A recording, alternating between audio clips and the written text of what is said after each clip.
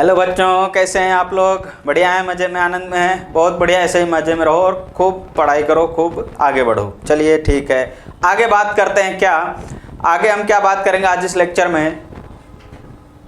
Relation and function के जो अपन chapter कर रहे थे चैप्टर 1 जो कर रहे थे, उसमें अपन ने जो क्वेश्चंस किए थे उसके बाद अपने पास आ जाता है मिसलेनियस के क्या करेंगे हम यहाँ पर एग्जांपल्स करेंगे। तो इनके एग्जांपल्स देखते हैं कैसे क्या दिया हुआ है। तो कुछ एग्जांपल्स अपने यहाँ पर दिए हुए हैं। तो बुक में तो एग्जांपल दिए हैं, उनके सॉल्यूशंस भी दिए होते हैं, लेकिन यहाँ पर एनसीईआरटी में जो बुक है अपनी, उसमें सॉल्यूशंस बहुत ही शॉर्ट में दिए हुए हैं। ठीक है, उसका एक्सप्लेनेशन नहीं है। तो अपन यहाँ पर क्या करेंगे, पूरा एक्सप्लेनेशन के साथ पूरा यहाँ पर क्वेश्चंस को सॉल्व करेंगे। ठीक है, चलिए बात करते हैं क्या है। तो बहुत ध्यान से समझना है इन क्वेश्चंस को। जो अपना मिसलेनियस है, इसमें क्वेश्चंस क्या बहुत अच्छे होते हैं, है ना, बहुत बढ़िया क्वेश्चंस होते हैं और इनके सॉल्यूशंस भी बहुत अच्छे अच्छे हैं। तो अभी आप देखोगे जो आपका क्वेश्चन नंबर 41 है, यानी जो आपका एग्जाम्पल 41 है, वो क्या कहता है कि R1 and R2 are equivalence relations, यानी R1 और R2 दो रिलेशन आपको दिया और ये कह रहा है कि दोनों इक्विवेलेंस है। इक्विवेलेंस है मतलब आपका ये रिफ्लेक्सिव भी है, सिमेट्रिक भी और ट्रांजिटिव भी है। ठीक है, तो करना क्या है, यहाँ पे शो करना है कि R1 intersection R2 is also equivalence relation. इस सिंबल का मतलब आप जानते हो, पढ़ चुके हैं हम इसके बारे में कि R1 इंटरसेक्शन R2। तो कितना बढ़िया क्वेश्चन है। देखो, कह रहा है कि अगर R1 और R2 दोनों इक्विवेलेंस है तो R1 इंटरसेक्शन R2 भी क्या होगा, इक्विवेलेंस होगा, है ना। तो आओ ध्यान से समझते हैं कि ये क्वेश्चन कहता क्या है और इसमें हमें क्या करना है।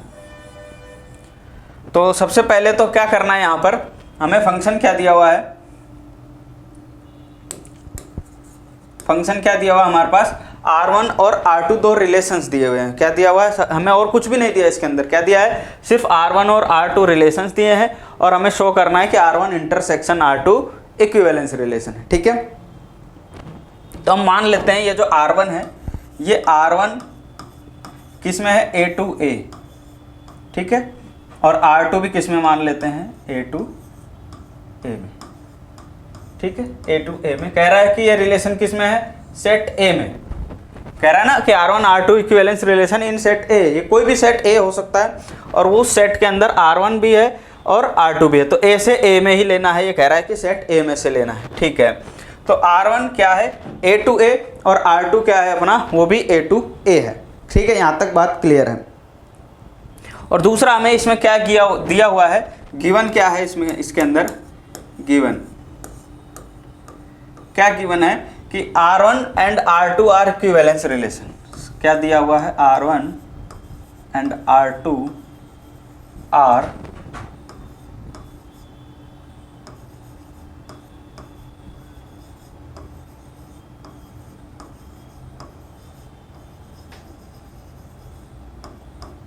ये दिया हुआ है कि R1 और R2 क्या दिया हुआ है, इक्विवेलेंस रिलेशन है। ठीक है, तो हमारे पास ये दिया हुआ है। इसके बाद हमें करना क्या है कि हमारे पास कह रहा है कि दोनों इक्विवेलेंस रिलेशंस हैं।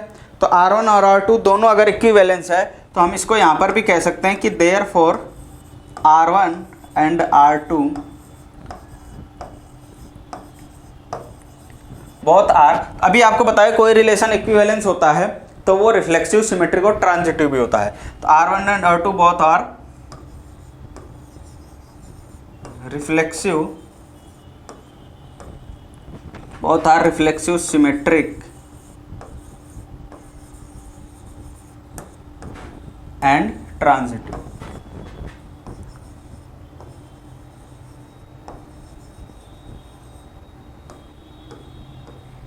ठीक है, कि R1 R2 क्या है, दोनों रिफ्लेक्सिव है, सिमेट्रिक और ट्रांजिटिव भी है। ठीक है, तो हमें प्रूफ क्या करना है, टू प्रूफ भी लिख लेते हैं। टू प्रूफ, हमें क्या प्रूफ करना है कि R1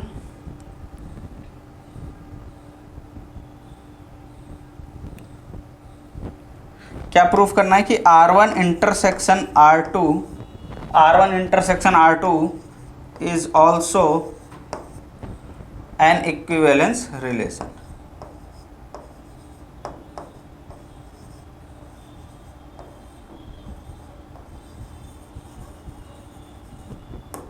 ठीक है, हमें ये प्रूफ करना है। तो इसको कैसे प्रूफ करेंगे उसको मैं आपको पहले के एग्जांपल देख के समझाता हूँ एक एग्जांपल लेते हैं, जैसे मान लो कोई एक सेट है ए, कोई सेट ए हमने ले लिया 1 2 और 3, ठीक है। कोई दूसरा सेट ले लिया हमने 2 3 4, ठीक, 2 सेट ले लिए हमने। अब यहाँ पर जो इंटरसेक्शन का मतलब है, इसका मतलब आप जानते हो कि अगर मुझे ए इंटरसेक्शन बी निकालना है तो मैं क्या करूँगा, ए इंटरसेक्शन बी का मतलब क्या होता है, जो दोनों सेट्स में कॉमन हो। दोनों सेट में क्या कॉमन आ रहा है, 2 and 3, 2 and 3 इस ए और बी दोनों में है, तो इसका मतलब ए इंटरसेक्शन बी क्या हो गया, 2 3। ये बात समझ में आ गई, ये दोनों इसमें कॉमन है, ठीक है। ए यानी हमने कह दिया A is subset of B, और sorry A is intersection B, ये होता है, ठीक। तो अगर मैं इसको ऐसे लिखना चाहूँ, किस तरह से कि 2 belongs to A, 2 belongs to A कह सकता हूँ कि 2 ए में बिलोंग करता है, और मैं क्या कह सकता हूँ कि 2 बी में भी बिलोंग करता है, 2 ए में भी बिलोंग करता है और 2 बी में भी बिलोंग करता है। तो इसका मतलब मैं ये कह सकता हूँ कि ये जो 2 है वो ए इंटरसेक्शन बी में भी बिलोंग करता है। कह सकता हूँ कि नहीं कह सकता हूँ, फिर से देखना ध्यान से। क्या कहा कि 2 और 3 तो कॉमन है दोनों में, तो ए इंटरसेक्शन बी क्या हो गया, 2 and 3, 2 and 3 क्या हो गया, ए इंटरसेक्शन बी, यानी दोनों में कॉमन है। इसको मैं अगर ऐसे कहना चाहूँ कि 2 ए में बिलोंग करता है और 3 बी में भी बिलोंग करता है, तो ए और बी 2 क्या है, ए और बी दोनों में बिलोंग करता है, तो ये जो 2 है, एलिमेंट 2 है, वो ए इंटरसेक्शन बी में भी बिलोंग करेगा। ऐसा मैं कह सकता हूँ कि नहीं कह सकता हूँ। ये जो काम किया यहाँ पर, ऐसा क्यों किया, ऐसा इसलिए लिखा क्योंकि ये जो तरीका है, यही तरीका हम इस क्वेश्चन में अप्लाई करें, ठीक है। इस क्वेश्चन में हम इसी तरीके को यहाँ पर यूज़ करके R1 इंटरसेक्शन R2 को इक्विवेलेंस प्रूफ करेंगे। यानी कि अगर मैं इसको कहूँ कि ये R1 है, ये R2 है, तो हम ये भी कह सकते हैं कि R1 इंटरसेक्शन R2, इसकी जगह पे ये लिख सकता हूँ। अगर ये नहीं लिखूँ तो अगर मैं कहूँ कि 2 belongs to R1 and 2 belongs to R2, then R1 intersection R2, 2 belongs to R1 intersection R2, ऐसा कह सकता हूँ। तो इसी मेथड को यूज़ करके हम क्या करेंगे, यहाँ पर R1 इंटरसेक्शन R2 को इक्विवेलेंस प्रूफ करेंगे। आगे बात समझ में, उम्मीद है आप समझ गए होंगे इस चीज़ को। तो बात करते हैं आगे, यानी हमें करना क्या है, यहाँ पर इक्विवेलेंस रिलेशन प्रूफ करना है। तो इक्विवेलेंस प्रूफ करने के लिए हम सबसे पहले क्या प्रूफ करते हैं, यस, क्या प्रूफ करते हैं, रिफ्लेक्सिव। तो सबसे पहले हम रिफ्लेक्सिव प्रूफ करते हैं।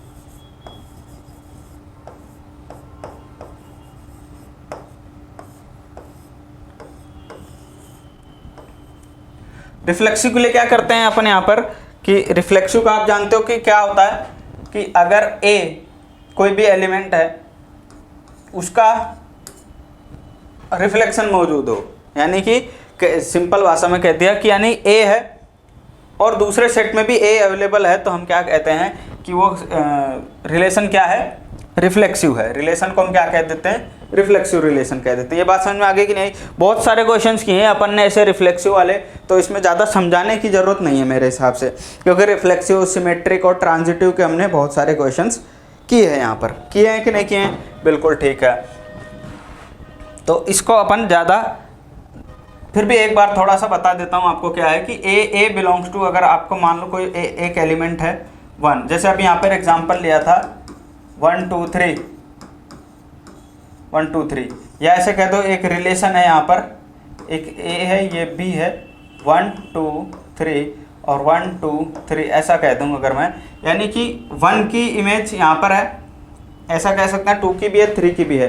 तो रिफ्लेक्सिव में क्या था, जो खुद अवेलेबल हो वहाँ पर, यानी 1 1 हो, 2 2 हो, 3 3 हो। जब अपन ने ऑल पॉसिबल रिलेशंस बनाए थे ए क्रॉस बी बनाए थे, तो हमने कहा था कि एक तो क्या हो सकता है 1 1, 2 2 और 3 3, ऐसे ही बनेंगे 1 1 2 2 3 3 थोड़ा, या फिर इसको ऐसे लिख लो, इसके अंदर भी 1 2 3, इसके अंदर भी 1 2 3, तो 1 का रिलेशन 1 से 2 से 3 से भी हो सकता है, 2 का भी 1 से 2 से 3 से हो सकता है, और 3 का भी 1 से 2 से और 3 से भी हो सकता है। तो ये क्या थे, ऑल पॉसिबल रिलेशंस थे हमारे पास। ऐसे अगर 2 के साथ कहूँ तो 2 1 2 2 और 2 3 हो सकता है, और ऐसे ही 3 के साथ भी बनेगा हमारे पास। ठीक, ये हमने किए हुए हैं बहुत सारे क्वेश्चन ऐसे, तो पीछे का अगर समझ रखा है तो यहाँ पर ज़्यादा दिक्कत नहीं आएगी। ठीक, चलिए, तो हमें पता चल गया कि रिफ्लेक्सिव कैसे प्रूफ करते हैं। तो इसका मतलब क्या है कि अगर मैं यहाँ पर मान लूँ कोई ए है, एलिमेंट कोई ए मान लूँ बिलोंग्स टू, किस में बिलोंग कर रहा है, ए में, क्योंकि रिलेशन भी किस में है, ए में ही बिलोंग कर रहा है। तो इसका मतलब कि अगर मैं यहाँ पर ये मान लूँ कि ये जो ए है स्मॉल ए, वो कैपिटल ए जो सेट है उसमें बिलोंग करता है, कर रहा है, और साथ ही साथ हमें ये भी मालूम है कि R1 R2 बोथ क्या हैं, रिफ्लेक्सिव है। Since R1 and R2 both are reflexive, ये हमें पता ही है। क्यों पता है? क्योंकि ये क्वेश्चन ही कह रहा था, क्वेश्चन ही कह रहा है कि R1 R2 दोनों इक्विवेलेंस है। तो इसका मतलब हमने क्या लिया, ये जो, और वो भी ये दोनों R1 R2 भी सेट ए में से हैं, और ये एलिमेंट भी हमने किस में से लिया है, ए में से ही लिया है। तो इसके अंदर जो R1 R2 दोनों रिफ्लेक्सिव अगर हैं, तो ए का जो ए होगा दूसरा होगा ए हमारे पास उस सेट में मिलेगा। या ये कह दें कि ये जो ए है, therefore AA belongs to R1 and AA belongs to R2। ठीक है, इसमें क्या किया अपन ने, पहले उल्टा करते थे कि अगर AA belongs to R1 और AA belongs to R2 है तो इसका मतलब R1 और R2 दोनों रिफ्लेक्सिव होंगे। हमें यहाँ पर पहले ही बता दिया कि ये रिफ्लेक्सिव है, तो अगर रिफ्लेक्सिव है तो इसका मतलब AA R1 में होगा और ये AA जो है वो R2 में भी होगा। तो अगर A R1 में भी है, R2 में भी है, तो इसका मतलब हम क्या कह सकते हैं, यहाँ पर रिफ्लेक्सिव तो है ही, क्योंकि ये पहले कह दिया था। और अभी अभी आपको जो मेथड बताया था यहाँ पर कि अगर 2 बिलोंग्स टू A है और 2 बिलोंग्स टू B है, तो हम क्या कह सकते हैं कि 2 belongs to A intersection B। बताओ, अभी बताया था, ये बात समझ में आ गई थी। तो यहाँ भी हम कह सकते हैं क्या कि अगर AA R1 में है और R2 में भी है, तो इसका मतलब ये जो AA है वो belongs to R1 intersection R2। हमें इसी को तो प्रूफ करना है कि इक्विवेलेंस है। तो पहले हमें R1 इंटरसेक्शन R2 को रिफ्लेक्सिव प्रूफ करना पड़ेगा, फिर सिमेट्रिक प्रूफ करना पड़ेगा, फिर ट्रांजिटिव प्रूफ करना पड़ेगा। तो यहाँ पर हमने रिफ्लेक्सिव तो प्रूफ कर दिया, यानी कि R1 R2 AA belongs to R1 intersection R2। तो हम यहाँ पर क्या लिख लेंगे अब, देयरफॉर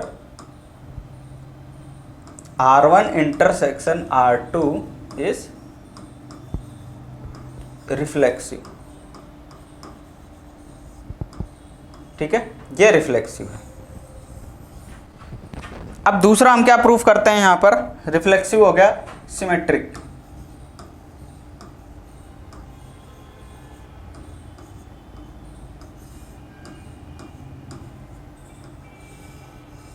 क्या प्रूफ करेंगे, सिमेट्रिक। और सिमेट्रिक के लिए आपको क्या पता है कि अगर A B belongs to R है, किसी भी रिलेशन में अगर A B belongs to R है तो B A belongs to R होना चाहिए।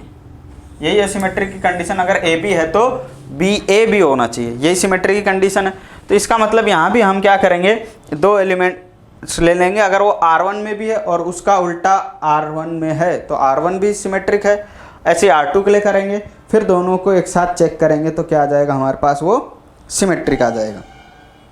ये बात समझ में आ गई।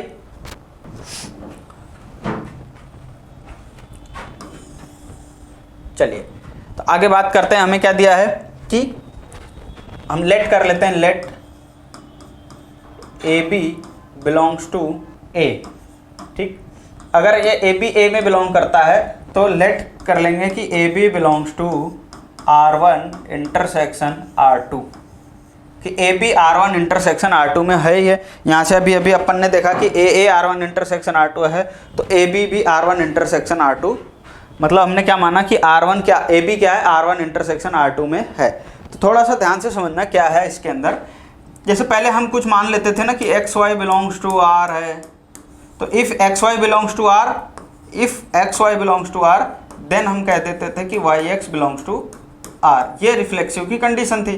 तो यहाँ पर भी हमने क्या किया कि अगर मुझे R1 इंटरसेक्शन R2 को, सॉरी रिफ्लेक्शन सिमेट्रिक की कंडीशन थी, तो R1 इंटरसेक्शन R2 को सिमेट्रिक प्रूफ करना है। तो हमने मान लिया कि ए बी इसके अंदर है R1 इंटरसेक्शन R2 में। तो अगर मैं ये भी प्रूफ कर दूं कि बी ए भी R1 इंटरसेक्शन R2 में है तो ये सिमेट्रिक है। तो प्रूफ करने की जरूरत है क्या? नहीं है। क्यों? क्योंकि ये कह रहा है सिमेट्रिक है, क्योंकि ये कह रहा है सिमेट्रिक है। कौन सा सिमेट्रिक है कि R1 और R2 अलग अलग सिमेट्रिक है, तो इसका इंटरसेक्शन भी क्या होगा, सिमेट्रिक होगा। हमें तो वो बताना है, हमें तो वो बताना है। तो हम सबसे पहले क्या लिख लेते हैं यहाँ पर कि यहाँ से हम क्या लिख सकते हैं कि AB, अगर AB intersection AB belongs to R1 intersection R2 है, तो AB बिलोंग्स टू R1 और AB बिलोंग्स टू R2 होगा कि नहीं होगा।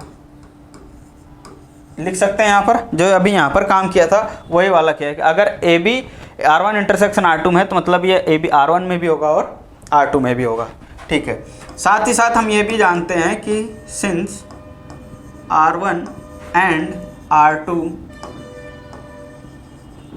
बोथ आर सिमेट्रिक, ये हमें दे रखा है कि R1 R2 क्या है, इक्विवेलेंस है, यानी कि सिमेट्रिक है।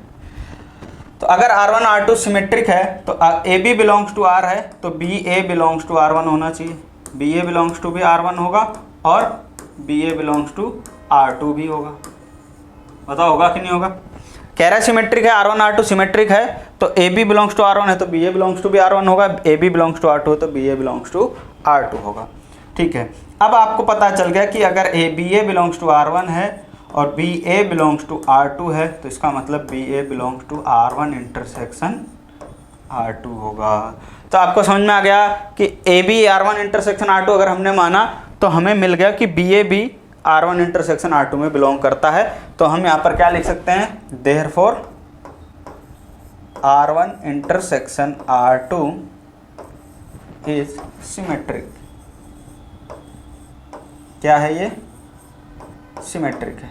आगे बात समझ में, R1 इंटरसेक्शन R2 क्या है यहाँ पर, सिमेट्रिक है। चलिए, ये हो गया हमारे पास एक रिफ्लेक्सिव प्रूफ हो गया, और क्या प्रूफ हो गया, सिमेट्रिक प्रूफ हो गया। अब हमें क्या प्रूफ करना है, ट्रांजिटिव। तो ट्रांजिटिव प्रूफ करेंगे हम यहीं पर ही। तब तक आप वीडियो पॉज करके एक बार के लिए फटाफट नोट कर लेना, मैं फिर बताता हूँ आपको यहीं पर ही किसका ट्रांजिटिव केस। ठीक है, नोट कर लिया।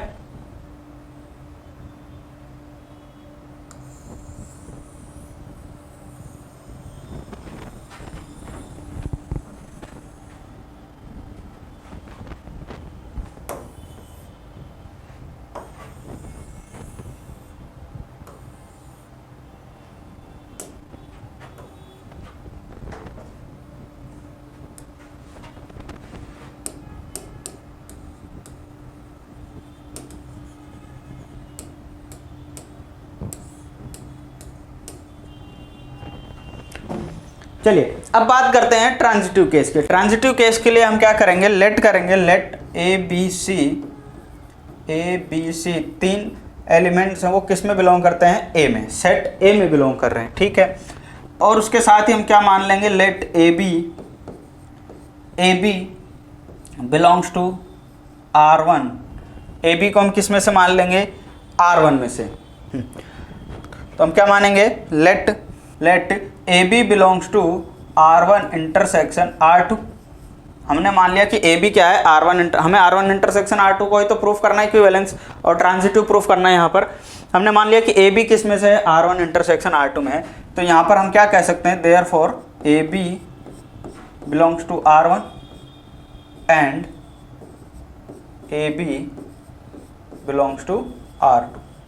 एक बात तो ये समझ में आ गई क्या, एक बार तो हमने क्या कह दिया, ए बी ले लिया इसमें से कि R1 इंटरसेक्शन R2 में से है, तो ए बी R1 में भी होगा और ए बी R2 में भी होगा। और दूसरा मान लेते हैं, let B C belongs to R1 intersection R2, therefore B C belongs to R1 and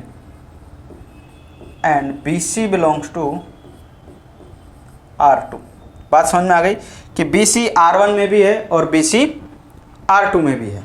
ठीक है, ये बात समझ में आ गई। तो अब आप यहाँ से समझ में आ गया होगा आपको कि अभी तक अपन ने यही किया है। ट्रांजिटिव कंडीशन आप जानते हो कि अगर AB बिलोंग्स टू R है और BC बिलोंग्स टू R है, तो हम क्या कहते हैं, ये दोनों कॉमन होना चाहिए और ये कॉमन होना चाहिए, तो हम कह देंगे कि AC बिलोंग्स टू R। ये हमारे पास किसकी कंडीशन है, ट्रांजिटिव की। तो हमने यहाँ पर लिया A B belongs to R1 R2, BC belongs to R1 intersection R2। तो यहाँ से हमें क्या मिलना चाहिए कि AC belongs to R1 intersection R2 मिलना चाहिए, कि AC भी किस में से होना चाहिए, R1 इंटरसेक्शन R2 में होना चाहिए। हमें ये प्रूफ करना है। तो हमारे पास ये दो चीज़ आ गई यहाँ तक कि अलग अलग हमारे पास वैल्यू आ गई कि ये होता है, ठीक है, ये हमारे पास आ गई। तो यहाँ से हमें क्या समझ में आ गया कि यहाँ से अगर आप ध्यान से देखो कि AB बिलोंग्स टू R1 है, AB बिलोंग्स टू R1 है और BC बिलोंग्स टू R1 है। क्या दिया हुआ है हम यहाँ पे लिख सकते हैं क्या, यहाँ से देखो ध्यान से, किसको, मैं इसको हाईलाइट कर देता हूँ एक बार,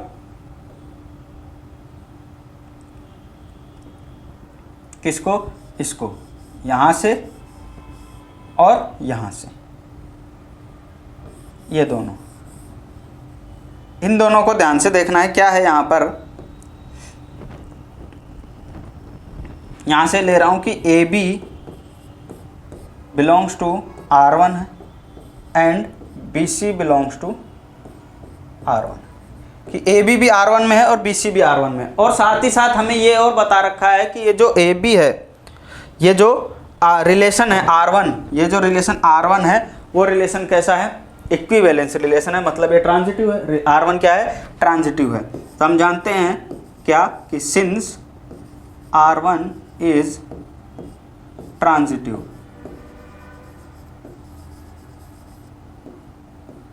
R1 इज ट्रांजिटिव, तो R1 अगर ट्रांजिटिव है तो हम ये कह सकते हैं कि AC बिलोंग्स टू R1। बताओ कह सकते हैं कि नहीं कह सकते। AB भी R1 में है, BC भी R1 में है, B और B कॉमन, इसका लास्ट इसका फर्स्ट सेम है, तो हम कह सकते हैं कि AC भी R1 में होगा। और हम ऐसा क्यों कह रहे हैं, क्योंकि ये हमें बता रखा है कि R1 क्या है, ट्रांजिटिव है। पहले ही क्वेश्चन ने कह दिया था कि R1 R2 क्या है, इक्विवेलेंस रिलेशन है। इक्विवेलेंस है तो मतलब ट्रांजिटिव भी होंगे। यहाँ तक बात समझ में आई, ठीक है। अब बात करते हैं दूसरा। दूसरा कौन सा, दूसरा ये वाला,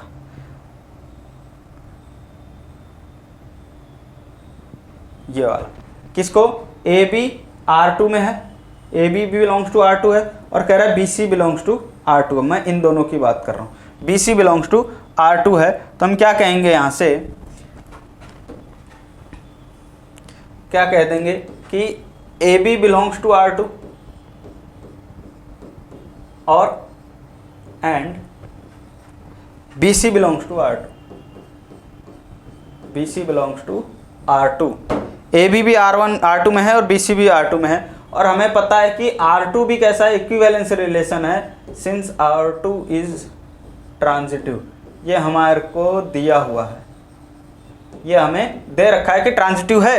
तो अगर ये ट्रांजिटिव है तो हम क्या लिख देंगे यहाँ से कि ये जो AC है, यहाँ पर देखो AB BC, इसका लास्ट इसका फर्स्ट सेम है, तो हम यहाँ से क्या कह देंगे कि AC belongs to R2, AC belongs to R2। अब देखो यहाँ से, अब यहाँ से और समझना कि AC भी R1 में से है और AC R2 में से भी है। अभी आपको एक चीज़ बताए थे कि अगर जो एग्जांपल लिया था 2A में से था और 2B में से भी था, तो इसका मतलब 2A इंटरसेक्शन B में से भी होगा। तो यहाँ से AC R1 में है, AC R2 में भी है, तो हम यहाँ से क्या कह सकते हैं, therefore AC belongs to R1 intersection R2, ठीक है, R1 इंटरसेक्शन R2। तो पहले हमने प्रूफ कर लिया R1 इंटरसेक्शन R2 रिफ्लेक्सिव भी था, सिमेट्रिक भी कर दिया और अब ट्रांजिटिव भी कर दिया। तो हम यहाँ पे लिख देते हैं देयरफॉर R1 इंटरसेक्शन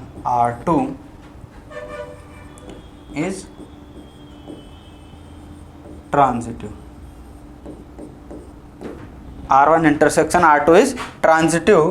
तो यहाँ से हम क्या कह देंगे, hence R1 intersection R2 is equivalence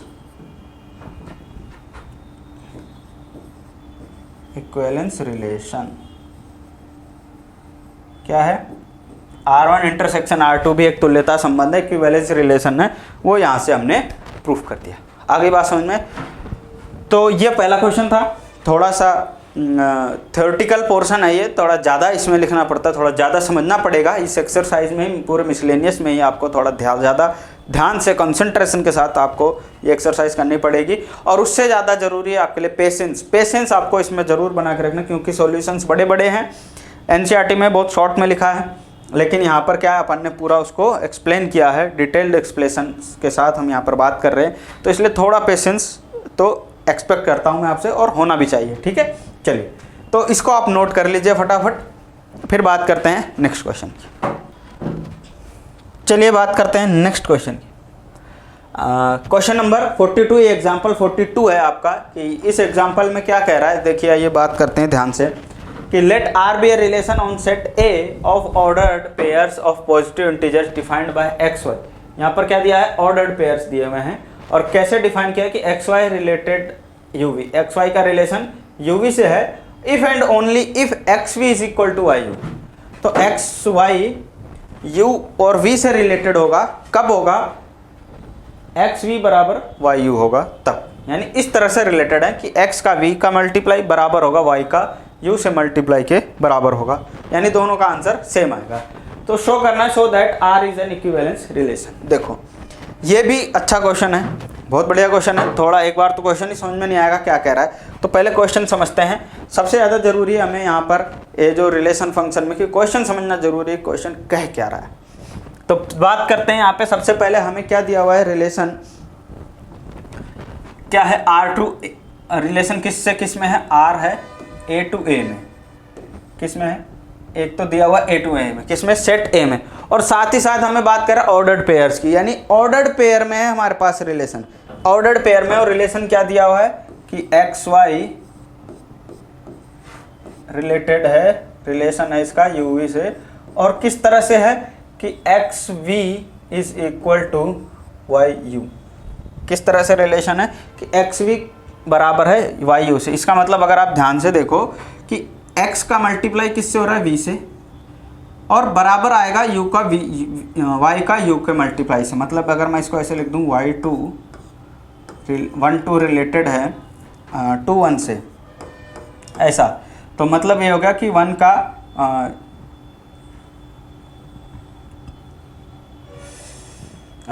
इसको भी 1 2 लिख दो, 1 2, यानी कि इसका इससे मल्टीप्लाई, यानी 1 इंटू 2 बराबर आएगा इसका इससे मल्टीप्लाई, यानी 2 इंटू 1 से, बराबर होंगे, ये होगा। और ये ऐसा रिलेशन हमारे पास दिया हुआ है। ठीक है, ये बात समझ में आ गई। इसको याद कैसे रखोगे, देखो इसको इस तरह से समझना, इस तरह से समझना, तब समझ में आ जाएगा।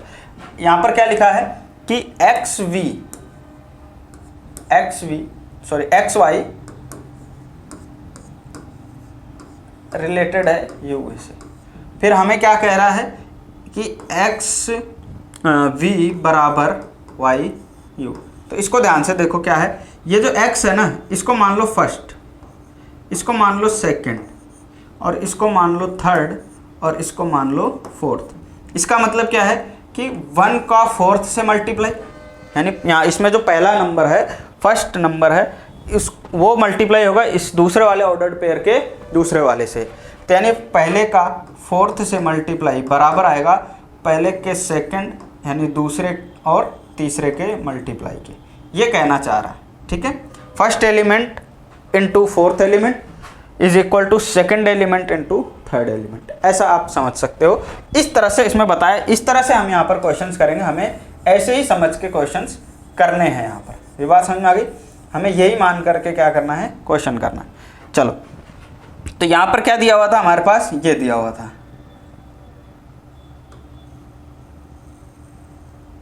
ठीक है, ये आर ए टू ए और एक्स वाई रिलेटेड है किस तरह से कि एक्स वी बराबर है वाई यू के। अब बात करते हैं रिफ्लेक्सिव की। हमें इसको इक्विवेलेंट प्रूफ करना है, इक्विवेलेंस रिलेशन है, तो हम सबसे पहले क्या करते हैं, रिफ्लेक्सिव प्रूफ करते हैं।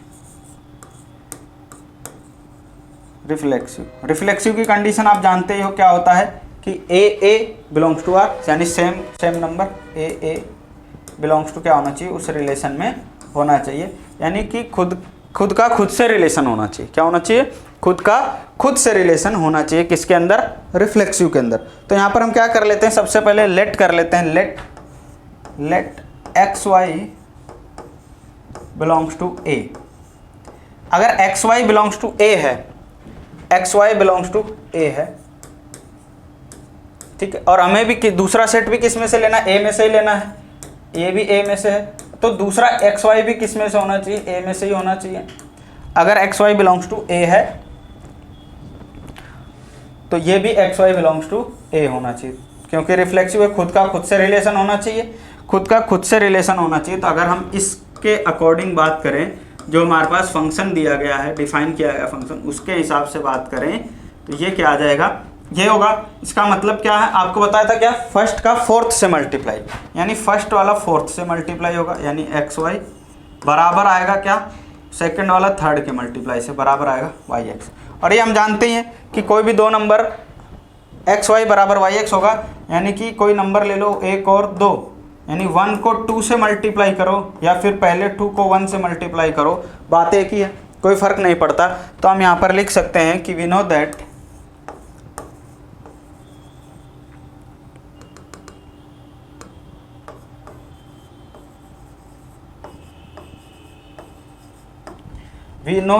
एक्स वाई बराबर वाई एक्स, ये होता ही, अगर इसके फंक्शन के अकॉर्डिंग बात करें तो यही आएगा, एक्स वाई बराबर वाई एक्स।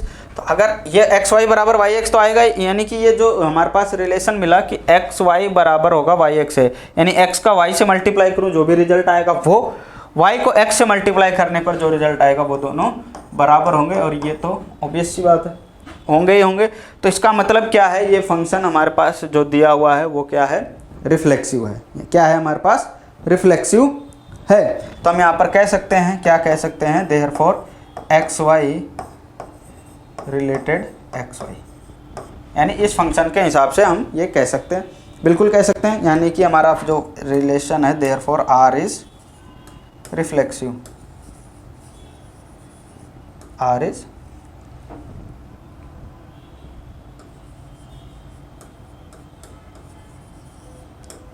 रिफ्लेक्सिव, हमारा जो रिलेशन है वो क्या है, रिफ्लेक्सिव है। ठीक है, ये बात समझ में आ गई। चलिए नेक्स्ट बात करते हैं, क्या प्रूफ करना है हमें, सिमेट्रिक।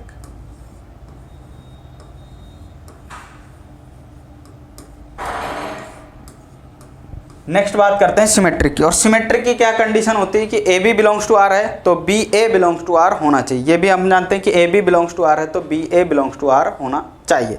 तो यहाँ पर क्या करेंगे हम कि हमारे पास क्या दिया हुआ है, एक्स वाई, और यानी हम क्या करते हैं यहाँ पर दो एलिमेंट लेते हैं ना हमेशा, ए और बी बिलोंग्स टू आर हो तो B A belongs to R होना चाहिए, b A belongs to R होना चाहिए। यहाँ पर दो एलिमेंट लेते हैं, लेकिन हमें क्या करें कि ऑर्डर्ड पेयर्स हैं, तो हम यहाँ पर दो ऑर्डर्ड पेयर्स लेंगे।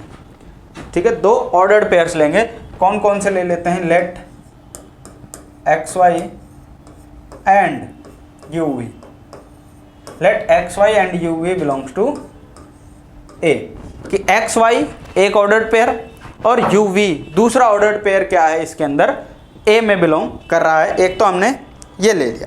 ठीक है, फिर क्या कहता है हमारे पास जो फंक्शन डिफाइन किया है उसके हिसाब से क्या होना चाहिए कि let x y related to u v. हम मान लेते हैं कि जो फंक्शन हमारे पास दिया है उसके अकॉर्डिंग ये क्या है, डिफाइन होगा कि x y related to u v है। तो अगर एक्स वाई का यू वी से रिलेशन है, हम यही तो कहते हैं, पहले ए बी को आर में मान लेते हैं, फिर उसका उल्टे को भी हम प्रूफ कर देते हैं तो सिमेट्रिक होता है। तो हम ये भी मान लेते हैं कि एक्स वाई और यू वी का रिलेशन है, और किस तरह से है, जिस तरह से ये डिफाइन कर रहा है, इस तरह से ये रिलेशन हमारे पास है। ठीक है, ये तो है, यानी एक्स वाई का यू वी से रिलेशन ऐसा है, तो यू वी का एक्स वाई से भी रिलेशन ऐसा ही आना चाहिए। बताओ आना चाहिए कि नहीं आना चाहिए, बिल्कुल होना चाहिए। तो एक्स वाई का रिलेशन यू वी से है तो यू वी का रिलेशन भी किससे होना चाहिए, एक्स वाई से होना चाहिए। और रिलेशन किस में डिफाइन है, ए से ए में डिफाइन है। ये बात समझ में आ गई, आगे क्या समझ में, ठीक है। तो अब हम इसको प्रूफ करते हैं कैसे, देखो हमें दिया है एक्स वी बराबर वाई यू। अगर एक्स वी बराबर वाई यू है मैं इसको पहले और इसको बाद में लिख सकता हूँ क्या, बताओ। यू वी को पहले लिखा और एक्स वाई को बाद में लिखा, लिख सकता हूँ, कोई दिक्कत नहीं है। अगर भाई एक्स वी बराबर है यू वी से, इसको पहले इसको बाद में, इसको कोई फर्क नहीं पड़ता, इतना तो जानते ही हो। ठीक है, तो अगर ये रिलेटेड है तो मैं इसको ऐसे भी लिख सकता हूँ क्या, कि यू वाई बराबर होगा वी एक्स। बताओ बराबर होगा कि नहीं होगा, यू वाई बराबर होगा वी एक्स से, होगा कि नहीं होगा। बस ये मल्टीप्लाई जो किया उसको आगे पीछे ही तो किया है, यानी 1 इंटू 2 लिखा था उसको 2 इंटू 1 लिख दिया, कोई फ़र्क पड़ेगा क्या, नहीं पड़ेगा। तो देखो हमने क्या कहा था कि जब हमने बात की थी, कहा था कि पहले का रिलेशन फोर्थ से, फर्स्ट किससे मल्टीप्लाई होता है, फोर्थ से मल्टीप्लाई होता है। तो हम क्या कह सकते हैं यहाँ पर कि ये जो u है, uv का रिलेशन होगा किससे, xy से। इसके अकॉर्डिंग ये कह सकते हैं, हम कह सकते हैं ना, देखो u को पहले का मल्टीप्लाई किससे हो रहा है, फोर्थ से, u का किससे हो रहा है, y से, और v का किससे हो रहा है, x से, uv बराबर vx। तो अकॉर्डिंग टू डेफिनेशन जो हमारे पास फंक्शन को डिफाइन किया गया जिस हिसाब से, उस हिसाब से ये सही है। तो इसका मतलब क्या आ गया हमारे पास कि ये क्या है, xy रिलेटेड है uv से, ऐसे इस तरह से, और uv का भी रिलेशन है किससे, xy से, और जो कि हमने यहाँ पर प्रूफ कर दिया। आगे बात समझ में, इसका मतलब हम यहाँ पे क्या कह सकते हैं, देयरफॉर r इज सिमेट्रिक, यानी जो हमारे पास फंक्शन आया, रिलेशन है, वो कैसा है, सिमेट्रिक है। ये बात समझ में आ गई क्या, जो हमारे पास फंक्शन आया वो क्या आया, सिमेट्रिक आया है। क्लियर है मामला यहाँ पर, चलिए यहाँ तक तो समझ में आ गया। अब हम बात करेंगे किसकी, ट्रांजिटिव की। तो ट्रांजिटिव के लिए क्या करते हैं, यहाँ पर इधर बात करते हैं।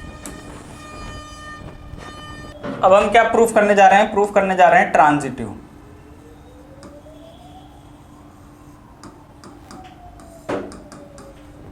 ठीक है, क्या प्रूफ करने जा रहे हैं, ट्रांजिटिव। ट्रांजिटिव के लिए क्या करते हैं, हम लेट कर लेते हैं, हमें 3 मानने पड़ते हैं। क्या करेंगे, लेट ए बी नहीं, एक्स वाई ले लो, let x why you we, और एक तीसरा क्या ले लेते हैं, एम एन।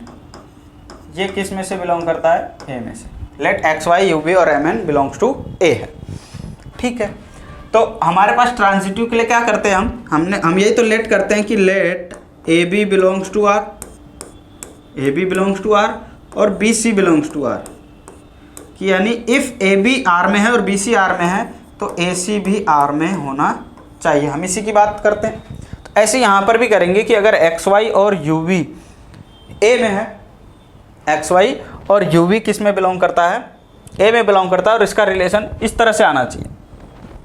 और यू वी एम एन में बिलोंग करता है तो एक्स वाई और एम एन में भी आपस में रिलेशन होना चाहिए। कैसे कि अगर एक्स वाई और यू वी में रिलेशन है, यू वी और एम एन में रिलेशन है, तो एक्स वाई और एम एन में भी रिलेशन होना चाहिए। कैसे होना चाहिए, थोड़ा देखना ध्यान से, कम समझ में आया होगा, अभी जब करेंगे तो आपको समझ में आ जाएगा। कैसे, हमने कहा कि एक्स वाई और यू वी ले लो, कि लेट एक्स वाई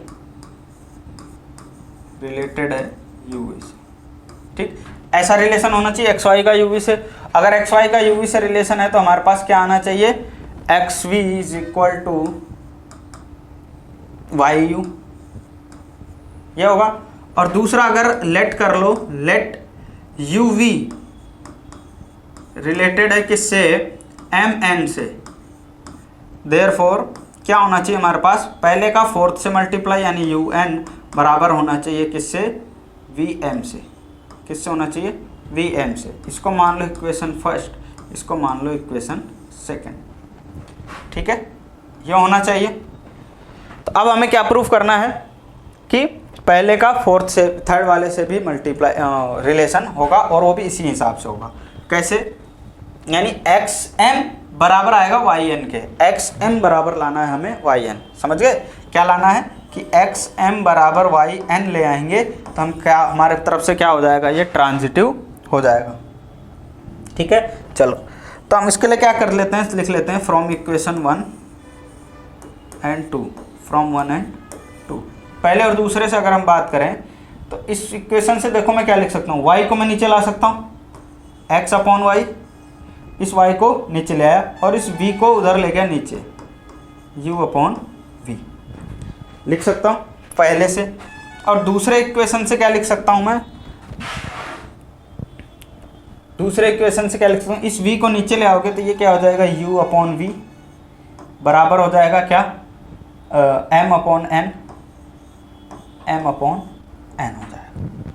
तो अब ध्यान से देखना यहाँ पर कि x अपॉन वाई किसके बराबर है, u अपॉन v के, और u अपॉन v किसके बराबर है, m अपॉन n के। तो x अपॉन वाई भी बराबर होगा किसके, m अपॉन n के। इस therefore x upon y is equal to m upon n। तो अगर ये इसके बराबर है तो हम यहाँ पर क्या लिख सकते हैं, यहाँ पर क्या लिख सकते हैं, क्रॉस मल्टीप्लाई करोगे क्या आएगा कि xn बराबर है ym के, xn बराबर है किसके, ym के। बताओ है कि नहीं। और अगर xn बराबर है ym के, मतलब कि हमने क्या कहा था कि पहला फोर्थ से मल्टीप्लाई होता है, दूसरा तीसरे से होता है, पहला चौथे से और दूसरा तीसरे से होता है। यानी कि हम यहाँ से क्या लिख सकते हैं, therefore xy is related to mn, है कि नहीं। यानी हम यहाँ से क्या कह सकते हैं, जो हमारे पास रिलेशन था वो क्या था, ट्रांजिटिव था। Therefore r is transitive.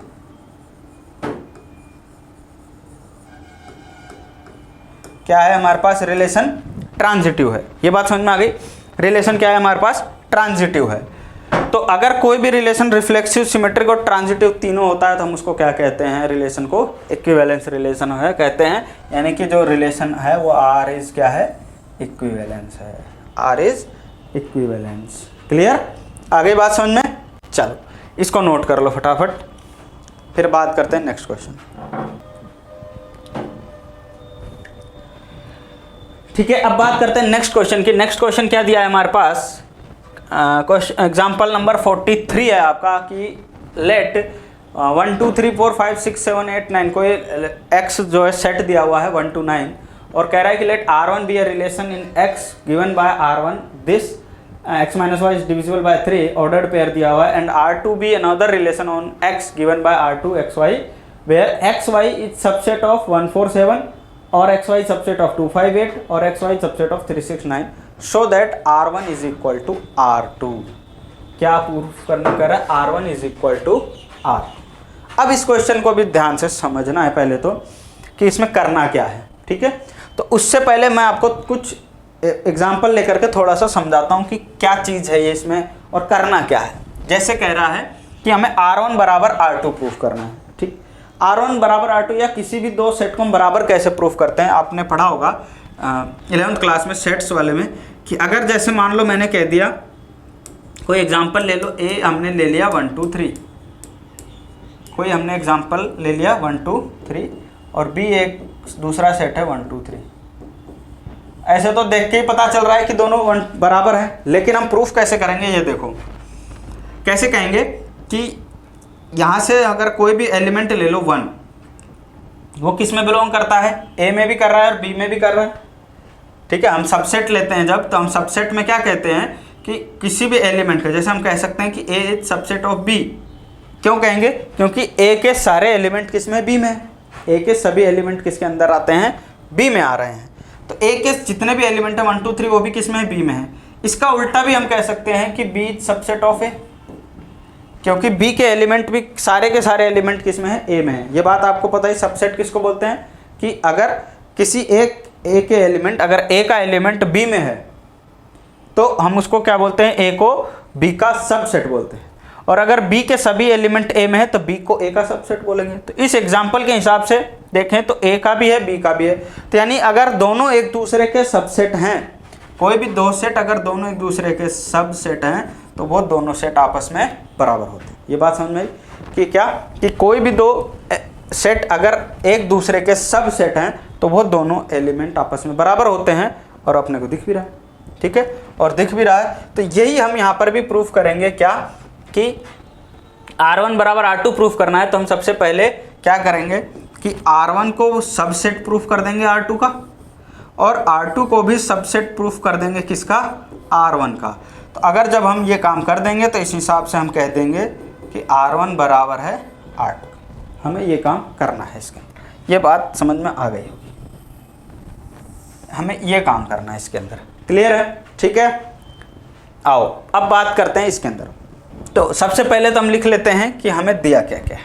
सबसे पहला हमें क्या दिया हुआ है, R1, और R1 का रिलेशन किस से किस में है, x टू x में, x से x में ही है, क्योंकि कह रहा है x में से ही देखना है इसमें गिवन इन x, और R2 भी किस में से है, अनदर रिलेशन, R2 भी अनदर रिलेशन ऑन x, यानी R1 किस में है, x से x में। और रिलेशन डिफाइन क्या कर रहा है हमारे पास, डिफाइन कर रहा है कि एक्स वाई ऑर्डर्ड पेयर हैं such that x minus y is divisible by 3, is divisible by 3, ये कह रहा है, ठीक है। और दूसरी बात, R2 दिया हुआ है हमारे पास, R2 भी किस में से किस में है, x से x में ही है, ठीक है। और R2 का रिलेशन क्या है हमारे पास, R2 का जो रिलेशन है वो कह रहा है कि एक्स वाई यानी ऑर्डर्ड पेयर है, और किस हिसाब से है कि such that x y is subset of 147, यानी हम जो भी यहाँ पर एक्स वाई की वैल्यू लेंगे वो 147 का सबसेट होगा। और कह रहा है, और या फिर ये एक्स वाई किसका सबसेट होगा, 258 का सबसेट होगा, और या फिर कह रहा है कि ये जो एक्स वाई है वो किसका सबसेट होगा, 369 का सबसेट होगा, ठीक है। ये हमारे को दिया हुआ है यहाँ पर, ठीक है। ये सारी चीज़ें हमारे पास, सारे इंफॉर्मेशन यहाँ पर गिवन है, ठीक है। चलो अब हमें क्या करना क्या है, सबसे पहले हम प्रूफ करने क्या जा रहे हैं कि R1 सबसेट है किसका, R2 का। हम ये प्रूफ करने जा रहे हैं R1 किसका सबसेट है, R2 का। तो ऐसे अगर आप देखो कि यानी कि R1 के अंदर जितने भी एलिमेंट होंगे वो सारे के सारे एलिमेंट किस में होने चाहिए, R2 में होने चाहिए। R1 R2 का सबसेट होना चाहिए। तो ये आप देखोगे ये किस फॉर्म में लिखा हुआ है, इसको हम चेंज करेंगे किस में, क्या नाम है, रोस्टर फॉर्म में, सेट बिल्डर फॉर्म में लिखा हुआ है। हम इसको किस में चेंज करेंगे, रोस्टर फॉर्म में। अगर हम चेंज करने चलें तो क्या करेंगे, हमारे पास x जो दिया हुआ है, जो x दिया हुआ है, x क्या दिया हुआ है, देखो 1 2 3 4 5 6 7 8 9 दिया हुआ है। और हमारे को लेना क्या है कि एक्स वाई इस तरह से लेना है कि x माइनस वाई क्या हो, डिविजिबल बाई 3 हो। तो हम इसको हम क्या करते हैं, रोस्टर फॉर्म में चेंज करते हैं। देखो क्या होगा, इसको मैं यहाँ पर ना करके यहाँ करता हूँ, रुको, यहाँ पे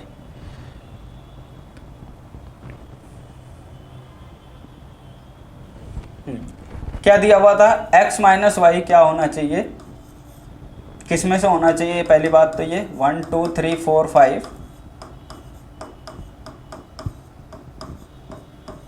8 एंड 9 ये होना चाहिए, इसमें से हमें लेना है पहली बात तो। और R1 क्या होना चाहिए, x माइनस वाई क्या होना चाहिए, इज डिविजिबल बाय 3 होना चाहिए, इज डिविजिबल बाय 3 ये होना चाहिए। तो सबसे पहले देखो क्या लोगे, x टू x लेना है, यानी दूसरा x भी यही होगा, x टू x में से ही लेना है, यानी 1 2 3 4 5 6 7 8 9 ये होना चाहिए, ठीक है। तो मुझे एक्स वाई इस हिसाब से लेना है कि x माइनस वाई करूँ तो 3 से डिवाइड हो। तो सबसे पहले क्या देख लो, 1 माइनस 1 यानी 1 1 ले सकते हैं, 1 माइनस 1 करूँगा 0 0 3 से डिवाइड हो सकता है, ये बात भी ठीक है। 1 1 हो सकता है, और ऐसे ही मैं अगर लेता जाऊँ 2 2 भी हो सकता है, 3 3 भी हो सकता है, 4 4 भी हो सकता है, 5 5 भी हो सकता है, क्योंकि 0 तो डिविजिबल बाय 3 होगा ही, 0 से 3 डिवाइड होगा ही होगा। 6 7 7 भी हो सकता है, 8 8 भी हो सकता है, और 9 9 भी हो सकता है, ठीक है। दूसरा क्या ले सकते हैं, 1 माइनस 4 करेंगे तो भी -3 आएगा, बताओ आएगा कि नहीं आएगा, आएगा। ये आ गया हमारे पास क्या, सेट बिल्डर फॉर्म में। यानी हमने क्या किया, 1 1 2 2 3 3 4 4 9 9 तक तो ये आएगा, 0 आएगा, तो 0 आएंगे जो 3 से डिविजिबल है।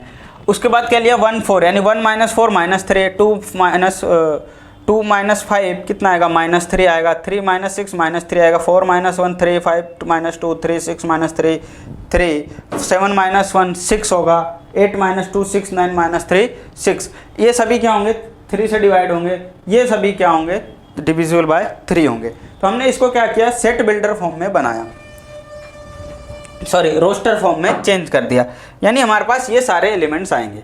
ठीक, और ये जो हमने अभी अभी चेंज किया, किस में चेंज किया है, इसके अंदर ये जो हमने एलिमेंट्स हमारे पास आए, जो ऑर्डर्ड पेयर्स आए हमारे पास 1 1 2 2 3 3 4 4, ये सारे के सारे किस में होने चाहिए, ये R1 है, तो ये सभी एलिमेंट्स किस में होने चाहिए, R2 में होने चाहिए। किस में होने चाहिए, R2 के अंदर होने चाहिए। तो आप चेक कर सकते हो, बताओ उसके अंदर जो था 1 1, ये जो बनाया है ये साथ ही साथ आप भी उतार लेना, ताकि मेरे को बार बार चेंज कर, मैं वहाँ बताऊँगा तो आप अपनी कॉपी में देख सकते हो।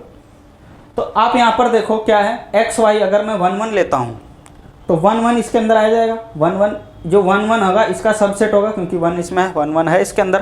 ठीक है, 1 1 इसके अंदर है।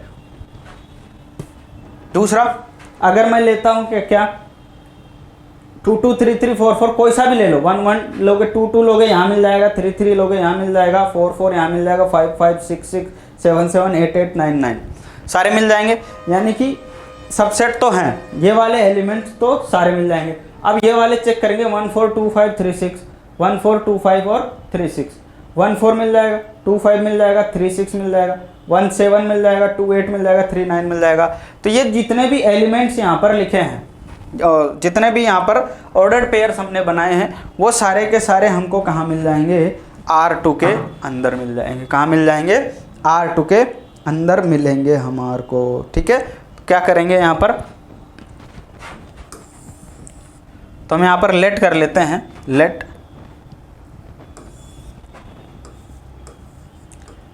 X Y belongs to R1, और क्या कह रहा है कि x minus y is divisible by 3। x minus y क्या होगा, 3 होगा, डिविजिबल बाय 3 होगा। और एक्स वाई हम कहाँ से लेंगे, R1 में से लेंगे। कहाँ से लेंगे, R1। अभी अभी आपको सेट बना के बताया था, सेट बिल्डर फॉर्म में बना के बताया कि कहाँ से ये सारे के सारे जो हम लेंगे किस में से लेंगे, इसमें से लेंगे।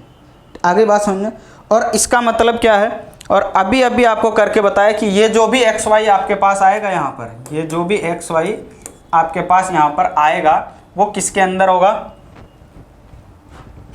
इसके अंदर होगा, R2 के अंदर होगा। ये बात समझ में आ गई।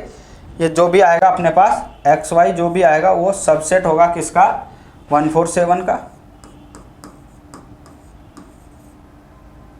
और किसका सबसेट होगा, 258 का, और किसका सबसेट होगा, 369 का। ठीक है, ठीक है। ये चीज़ें क्या थी, आपको मन में करने की थी। बुक में आपको सीधा यहाँ से लिखा हुआ x minus y is divisible by 3 और एक्स वाई सबसेट ऑफ 147 और 258 और 369, ये आपका बुक में लिखा हुआ है। लेकिन आपको शो करके बता दिया, यहाँ पर आपको दिखा दिया कि कैसे होगा जब आप उसको सेट बिल्डर फॉर्म में चेंज करोगे, सॉरी रोस्टर फॉर्म में चेंज करोगे, तो आपके पास ये एलिमेंट्स आएंगे और इन एलिमेंट्स को लेकर के आप यहाँ पर चेक कर सकते हो कि सारे के सारे एलिमेंट्स आपको इसके अंदर मिलेंगे। किसी ना यानी कोई ना कोई किसी ना किसी का सबसेट होगा ही होगा। तो इसका मतलब हम यहाँ पे क्या कह सकते हैं, therefore R1 is subset of R2। यहाँ पर हम क्या कह सकते हैं कि R1 R2 का सबसेट है। ठीक है, R1 R2 का सबसेट है। या फिर ऐसे भी लिख सकते हो, पहले इसको ऐसे लिख लो, therefore x Y belongs to R2। यानी ये जो एक्स वाई आया, यानी जो हमने वैल्यूज ली R1 में से, वो R2 में बिलोंग कर रहे हैं, इस R2 में बिलोंग कर रहे हैं। तो एक्स वाई अगर R1 में भी बिलोंग कर रहा है और एक्स वाई R2 में भी बिलोंग कर रहा है, तो इसका मतलब हम क्या कह सकते हैं कि R1 is subset of R2। R1 किसका सबसेट है, R2 का सबसेट है। ये बात समझ में आ गई। इसको फटाफट नोट कर लो, फिर इसके आगे बताता हूँ। चलिए अब आगे बात करते हैं, क्या करेंगे, लेट करते हैं आपकी बार R2 के लिए। Let x Y belongs to R2। ठीक है, X Y belongs to R2। और R2 हमें क्या दिया हुआ है, R2 दिया हुआ है कि एक्स वाई कैसे होगा, दैट इज एक्स वाई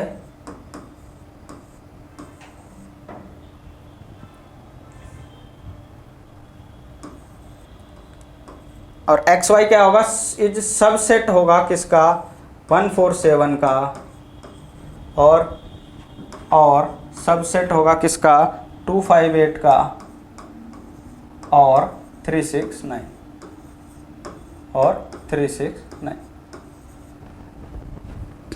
ये हमें क्या दिया हुआ है, R2 दिया हुआ है, ठीक है, ये हमें R2 दिया हुआ है।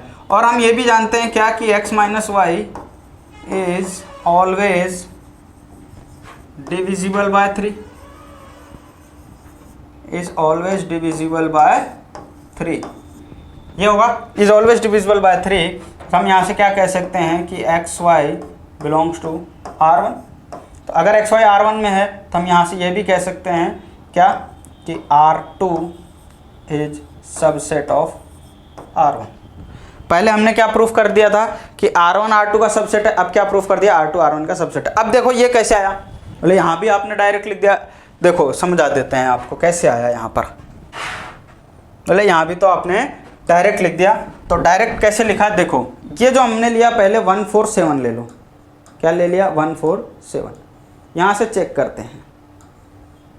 तो 147 से क्या क्या ले सकते हो आप, एक तो 11, एक क्या आएगा 44 और एक क्या मिल जाएगा आपको 77, ये मिलेगा।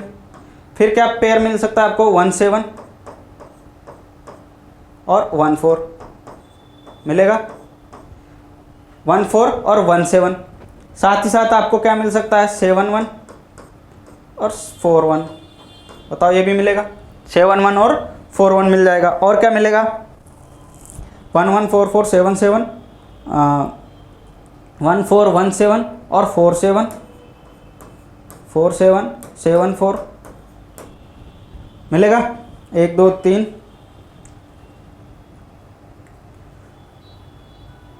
ये मिलेगा आपको, ठीक है, कोई सा छूट तो नहीं गया, 1 2 3 1 2 3 3, ठीक है, ये मिलेगा आपको कौन से सेट से, इस वाले से 147 से। तो आप अगर चेक करना चाहो तो बताओ क्या ये जो मैंने यहाँ लिखा 1144 और 77 ये इसमें नहीं था क्या, 1144 और 77 भी है, और क्या है, और क्या है 1714 7141, देखो 1714 4171 अवेलेबल है इसके अंदर है। और क्या है 74 भी चेक कर लो, कहाँ है 74, ये रहा। तो इसका मतलब क्या है कि ये जो R2 के एलिमेंट है ना, ये तो किसके हैं, R2 के हैं। R2 वाले किस में मिल रहे हैं, R1 में मिल रहे हैं। इसका भी लोगे आप ऐसे एक एक एलिमेंट, एक एक ऑर्डर्ड पेयर बनाओगे, वो भी R1 में मिलेगा, इसका भी आपको क्या मिलेगा R1 में मिलेगा हमेशा, क्योंकि वो तो वैसे ही कह रहा था डिविजिबल बाय 3 है। वो हमने जो रोस्टर फॉर्म में चेंज किया उससे हमें स्पष्ट दिख रहा है कि ये जितने भी एलिमेंट इसके अंदर हैं, जो भी हमने पेयर बनाए एक्स वाई के, वो सब R1 में है, इसलिए हमने क्या लिख दिया R2 is subset of R1। आगे बात समझ में। तो अब आपको समझ में आ गया होगा कि हमने जो किया था कि अगर कोई भी दो सेट आपस में एक दूसरे के सब सेट हैं तो वो क्या हो जाते हैं, बराबर भी हो जाते हैं।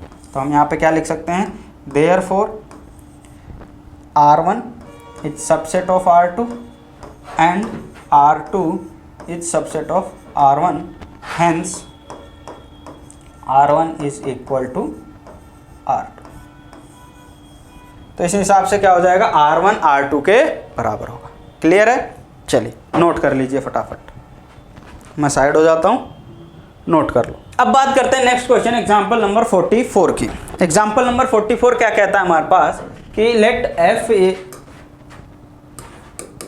कोई फंक्शन है, किस में दिया हुआ है, x2 y में दिया हुआ है, ठीक है। और फंक्शन डिफाइन कैसे किया गया है कि r is equal to a b, that is f a is equal to f b, ये डिफाइन किया गया। Examine whether r is an equivalence relation और नॉट। तो इक्विवेलेंस चेक करना था, यानी सबसे पहले तो हम क्या चेक करेंगे, reflexive.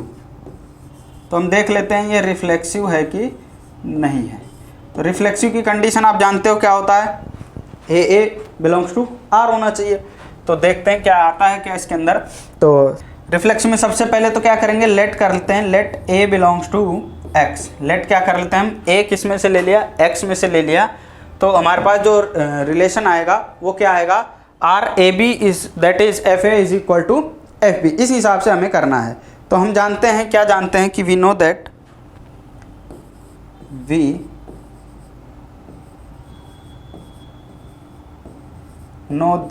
F a is equal to f a. बताओ कह सकते कि नहीं कह सकते, क्योंकि ए लिया हमने, दोनों ही ए हैं, तो ए का ए कोई किसी भी फंक्शन में अगर सेम वैल्यू रखोगे हमेशा सेम वैल्यू आएगी, ठीक है। यानी दुनिया का कोई भी फंक्शन हो उसके अंदर आप एक ही वैल्यू पुट करते जा रहे हो तो वो वैल्यू हमेशा बराबर आएगी, ठीक है, वो वैल्यू हमेशा बराबर आएगी। जैसे फॉर एग्जांपल कोई फंक्शन है x square plus 2x plus 3, ये है, इसके अंदर x की वैल्यू 1 पुट कर दो तो 1 प्लस 2 प्लस 3 यानी कि 6 आ गया। अब फिर से 1 पुट करोगे फिर 6 आ जाएगा, यानी कि दोनों आपस में बराबर हो जाएंगे। इसका मतलब एफ ए बराबर हम क्या कह सकते हैं, एफ ए कह सकते हैं। बताओ कह सकते हैं कि नहीं कह सकते, कह सकते हैं। तो यहाँ पर क्या है, ए बिलोंग्स टू आर है, क्योंकि ये बात सही है, ए बिलोंग्स टू आर है, तो हम यहाँ पे ये भी कह सकते हैं ना, ए बराबर होगा।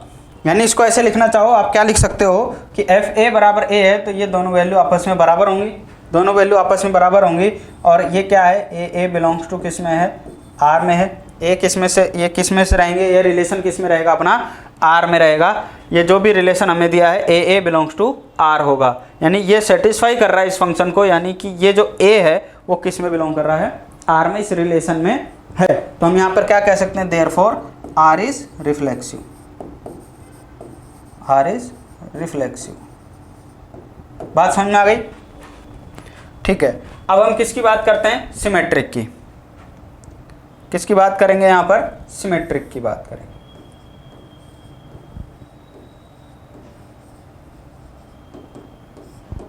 सिमेट्रिक के लिए क्या करो, let A B belongs to x, ठीक है। ए बी किसी एक्स में है तो ये क्या कर लिया अपन ने, लेट कर लिया ए बी इसमें बिलोंग करता है आर में। अगर ये ए बी रिलेशन इस आर में बिलोंग करता है तो हम इसके हिसाब से क्या लिख सकते हैं कि एफ ए बराबर एफ बी, एफ ए बराबर एफ बी लिख सकते हैं, ठीक है। तो अगर ये दोनों आपस में बराबर हैं, अगर एफ ए एफ बी के बराबर है तो एफ बी भी एफ ए के बराबर होगा, लिख सकते हैं। ए बी के बराबर है तो बी भी ए के बराबर होगा।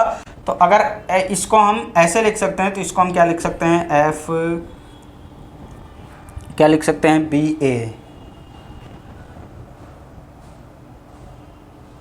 क्या लिख सकते हैं यहाँ पर कि b A belongs to R. तो आप यहाँ पे देख सकते हो कि A B belongs to R है तो बी ए भी आर में बिलोंग करता है। इसका मतलब जो हमारे पास फंक्शन दिया हुआ है, फंक्शन क्या है वो हमारे पास जो रिलेशन है वो क्या है, सिमेट्रिक है, आर इज सिमेट्रिक। रिलेशन हमारे पास क्या है, सिमेट्रिक है। अब जो थर्ड करेंगे, और थर्ड क्या करेंगे, ट्रांजिटिव। ट्रांजिटिव में क्या करते हैं हम यहाँ पर, लेट करते हैं, लेट अब की बार क्या करेंगे, 3 element A B C belongs to X. तो A B C belongs to X है तो इसका मतलब क्या कहेंगे अपन कि A B belongs to R, A B belongs to R है तो एफ ए बराबर एफ बी होगा। अगर A B belongs to R है तो एफ ए बराबर एफ बी होगा, ठीक है। अगर b C belongs to R है, अगर b C belongs to R है तो हम क्या कह सकते हैं, एफ बी बराबर एफ सी, ये कह सकते हैं। अब इन दोनों इक्वेशन से आप देख सकते हो क्या कि एफ ए बराबर है एफ बी के और एफ बी बराबर है एफ सी के। तो इसके हिसाब से हम क्या लिख सकते हैं कि एफ ए बराबर एफ बी बराबर एफ सी। तीनों आपस में बराबर हो गए, तीनों आपस में बराबर हैं तो इसका मतलब क्या हो गया कि एफ ए भी किसके बराबर है, एफ सी के। अगर एफ ए बराबर एफ सी है तो इसका मतलब क्या हो गया कि a c belongs to R हो गया, a c belongs to R हो गया। तो given relation is transitive, given relation is transitive. Relation क्या है, देखो a B belongs to R किया हमने, b C belongs to R किया तो a c belongs to R आ गया। ये दोनों सेम थे तो ए और सी भी आर में होना चाहिए, वो हमने प्रूफ कर दिया कि ए सी भी आर में बिलोंग करता है। समझ में आ गया, क्लियर है, ठीक है। तो ये था, यानी कि हमें क्या प्रूफ करना था, इक्विवेलेंस। तो कोई भी रिलेशन अगर रिफ्लेक्सिव, सिमेट्रिक और ट्रांजिटिव तीनों है तो हम क्या कह सकते हैं, hence given relation R is equivalence relation. ठीक है, समझ में आ गया होगा, उम्मीद करता हूँ समझ में आ गया होगा। थोड़ा लेंथी सॉल्यूशंस हैं, थोड़ा थ्योरेटिकल पोर्शन है तो समझाना पड़ता है, समझाने में थोड़ा टाइम लगता है, इसलिए पेशेंस रखना बहुत ज़रूरी है। ठीक है, तो आज के लिए इतना ही, वीडियो फिर बहुत ज़्यादा लंबी हो जाएगी। ठीक है, आगे के क्वेश्चंस हम नेक्स्ट वीडियो में सॉल्व करेंगे। ठीक है, तब तक के लिए प्रैक्टिस करो, इनको रिवाइज करो, आगे क्वेश्चन सॉल्व करने की कोशिश करो। मिलते हैं नेक्स्ट लेक्चर में, तब तक के लिए राधे राधे।